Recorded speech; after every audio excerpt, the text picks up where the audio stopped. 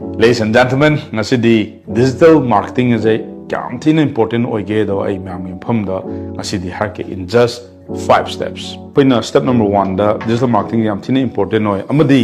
nangi customer myam do adugi online gi platform myam da moi matam madum leli ne ba. Adu da nang nangi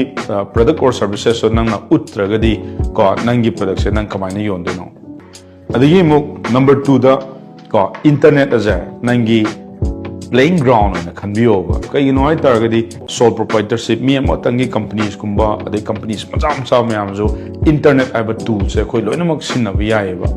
ko sidai da pasa yam changa do ngate khoi na jik te bi da ade muk step number 3 da khoi na digital marketing da di ko si measure to bi ai aduga track to bi ai ba si yam nungai ba ma hai targeti click cam to ri leads cam la sales cam to wi